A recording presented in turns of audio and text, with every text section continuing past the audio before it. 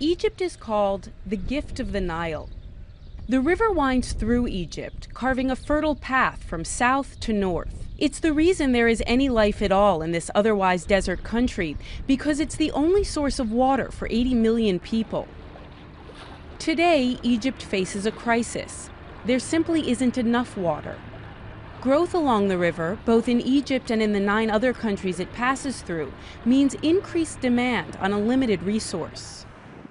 It's a situation which has sparked warnings from the Egyptian government, international water experts, and U.S. intelligence agencies, who warn that there is a potential threat of war over water in the region.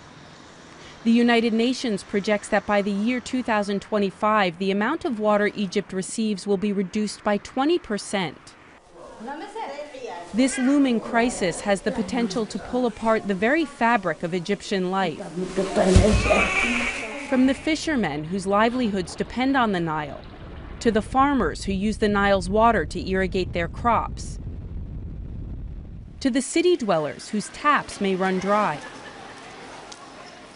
It's a crisis that could threaten Egypt's very existence. The water supply is limited, absolutely limited. Richard Tutwiler is a professor specializing in natural resource management at the American University in Cairo. This country is one of those very few countries in the world that has no rainfall whatsoever to speak of, and is dependent on a source of water, of renewable water that's coming from somewhere else, from neighbors. And yet, the demand for that water is unlimited and it is increasing, and by that I mean the human population of the country is growing. So we're adding about 100,000 people every 3 weeks. Egypt's population is mushrooming. It has increased by 41% since the early 1990s, which compounds the problem: not enough water.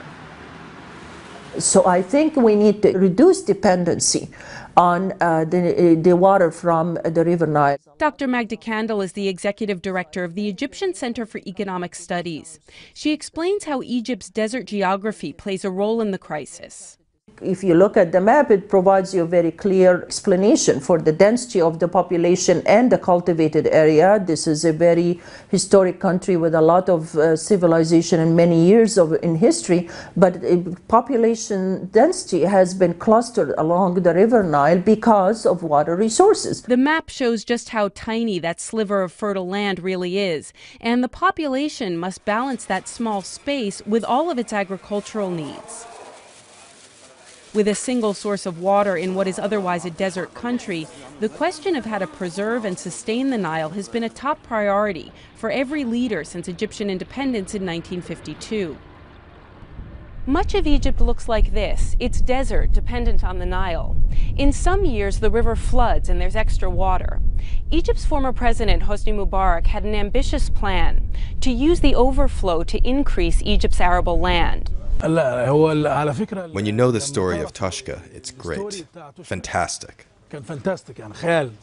Metwali Salam is a reporter for the Egyptian newspaper El Masri El Yom. Mubarak's plan centered in this improbable place, Toshka, an empty corner of Egypt. Mubarak was flying over Toshka in the early 90s, and that year the Nile was especially high and the water entered Toshka. And so, the story goes, that's when he said, "What about using the water to cultivate this land?" Mubarak's idea was to use the overflow by building the largest pumping station in the world. The pump takes the water through a canal system that winds its way to the middle of the desert. In Mubarak's grand vision, these canals would turn the desert into the Cairo of the south. The transformation would draw Egyptians from across the country. The area would be filled with new farms and cities, fed by water from the high-tech canal system that draws water from the Nile. And it would solve all of Egypt's long-running problems, from unemployment to overcrowding. Despite high evaporation rates from the canal, despite the fact that the area is isolated, despite the lack of the infrastructure, despite the absence of transportation for the crops to get to the local and foreign markets, despite all of these things, Mubarak's projects went ahead. The plan was supported only by the president's closest allies. It was hubris to believe the scheme could save Egypt. But Mubarak was willing to spend billions on infrastructure to bring the idea to life. ما هو المشروع ما نجحش لأنه مش مبني على دراسات حقيقية ولا دراسات علمية. But the project only got support from Mubarak's people. Now, the government is reviewing their plans to develop the Toshka project. The project today is a national joke. The water that was pumped in stands unused and for the most part is left to evaporate. There are no cities and only a few small farms.